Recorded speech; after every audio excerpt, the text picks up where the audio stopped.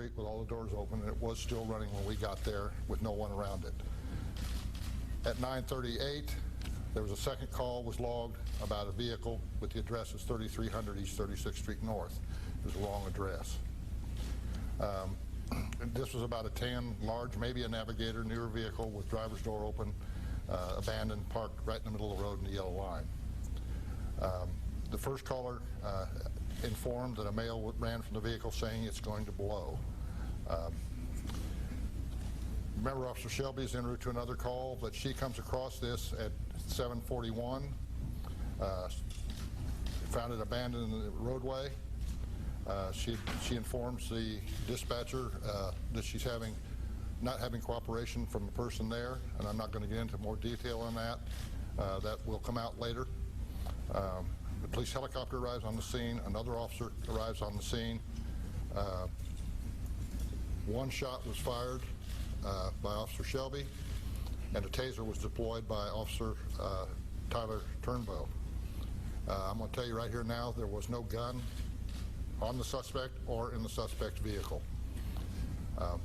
I don't usually like to leave y'all without further information, but as Sergeant Toole said, this is a criminal investigation, and if you really expect me to carry this forward the way that the community is asking, the way my oath says I will, I can't discuss this any further. It will come out. I will just make this promise to you. We will achieve justice in this case. It will be presented to the right people. We asked the Justice Department in on it immediately through the U.S. Attorney's Office, Northern District of Oklahoma. I want to assure our community, and I want to assure all of you and people across the nation who are going to be looking at this, we will achieve justice, period. Thank you. I represent one Tulsa, and once again our city hurts. And I want to focus on two issues. One is that there's a family, a good family, that has been devastated by an event that they had absolutely nothing to do with. They need the entirety of our city to come to help them grieve and to help them attempt to understand what has happened. But they also need the community to come together to assure them that justice will be served properly. This city will be transparent. This city will not cover up.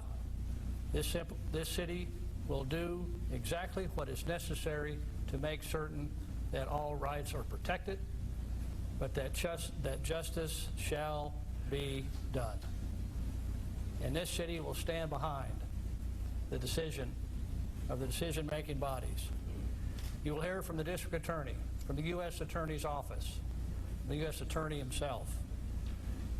We are all in this situation together, and we want to see it done in a proper way.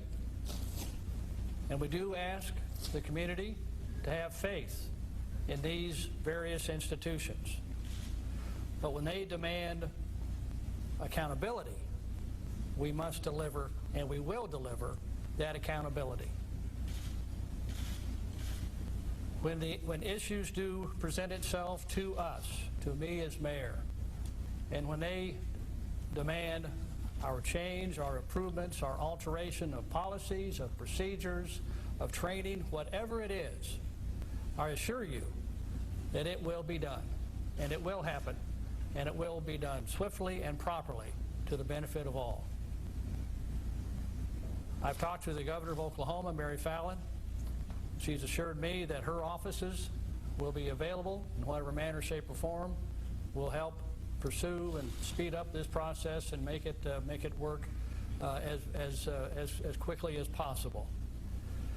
From our family, my wife Victoria and I, our hearts are out to the Crutcher family.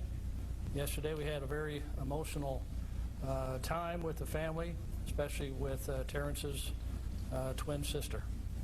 And our hearts go out to her. I thank you very much for being here, and please pray.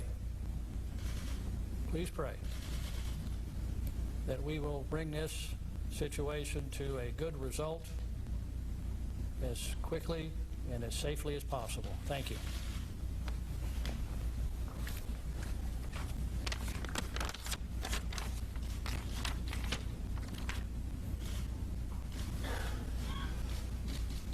Certainly the death of Mr. Crutcher is a tragic event. We all recognize that. And I recognize that this is a difficult time for his family, and my sympathies and my office sympathies are with him. But it's very important to recognize the importance of the integrity of any investigative process.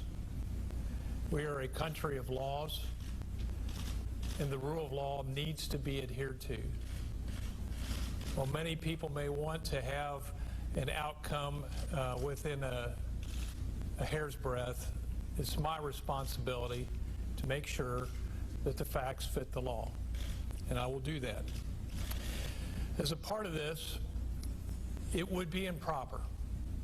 In fact, it's prohibited for myself or for any law enforcement official connected with the investigation of this case to speak to the facts of the case.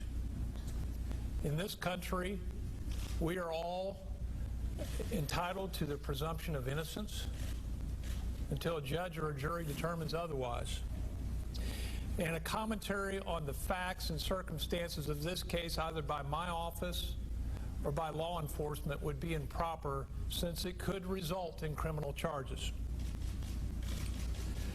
We need to protect the integrity of the process.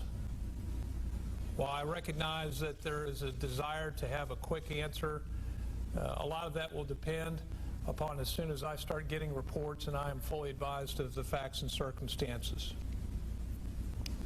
What I want to point out is, in my experience as a prosecutor in this jurisdiction, the citizens of Tulsa County have long demonstrated a respect for the rule of law and for the legal process.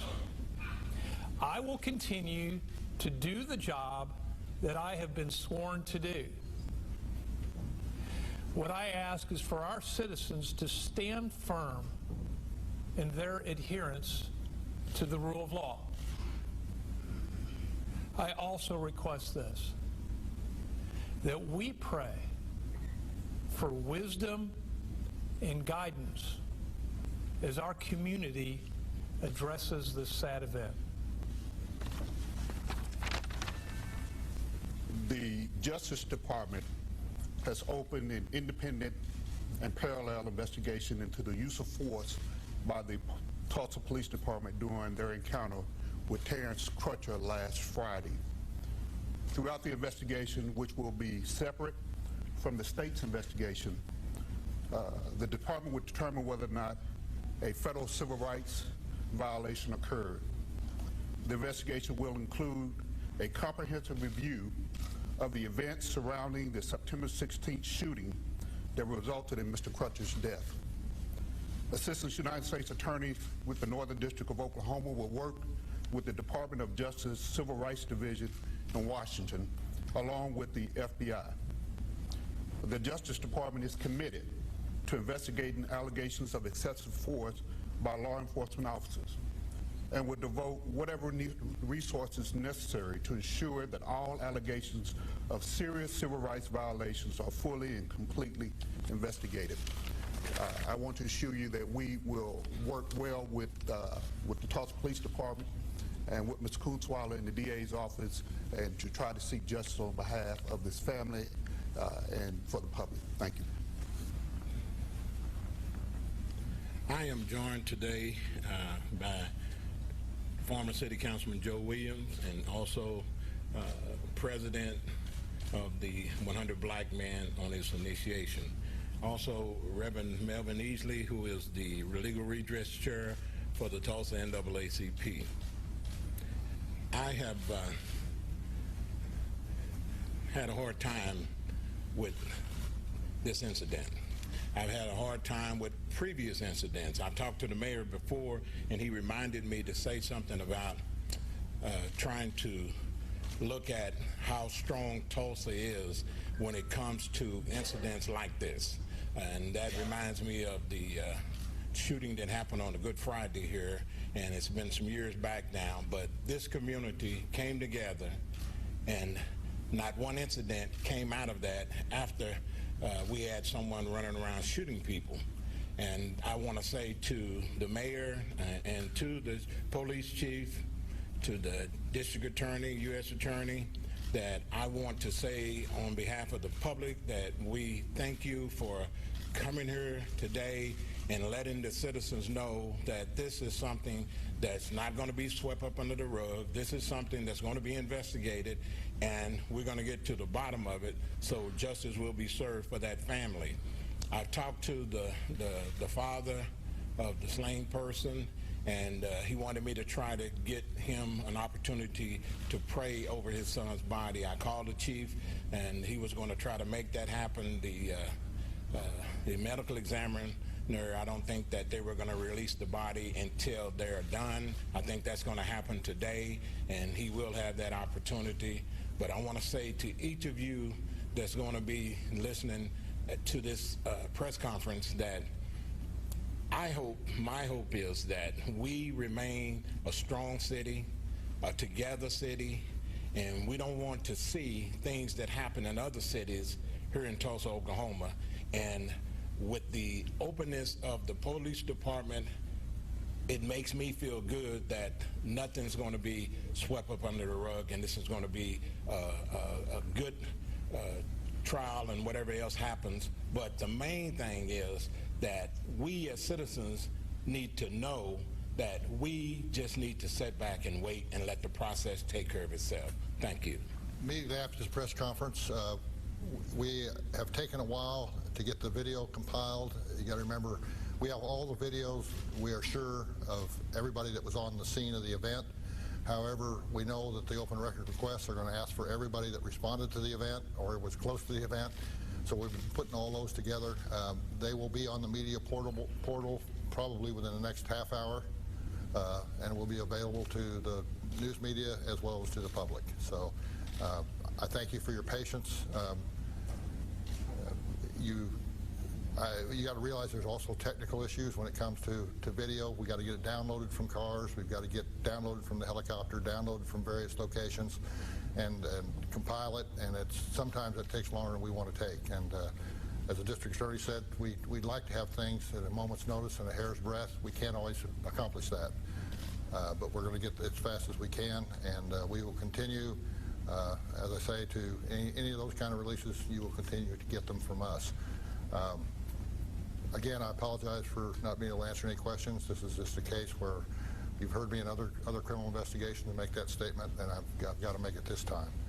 I'm going to tell you right now that I am going to make some comments. The video is very disturbing. It's very difficult to watch. First time I watched it with the family. We did show them yesterday before anybody else saw it. We wanted to make sure they got an opportunity to view it. We showed it last night to some community leaders, what video we had at the time, which it was all the stuff that was at the event. I will echo the sentiments of Mr. Henderson. I would like to see us be a better city than some other cities we've seen. And it's hard to say, hey, just trust me, but I hope some of my performance in the past has shown you we will do the right thing. We will not cover anything up. That's not in our DNA, not in my staff. And I hope everybody just remembers that going forward, and please maintain the peace. Protests are not a problem. Again, I've said this before, I grew up in the 60s. It's a very valid way for people to air their grievances and to express their First Amendment rights.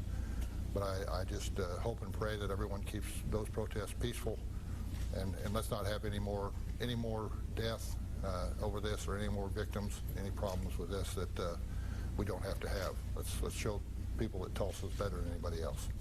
Thank you all very much.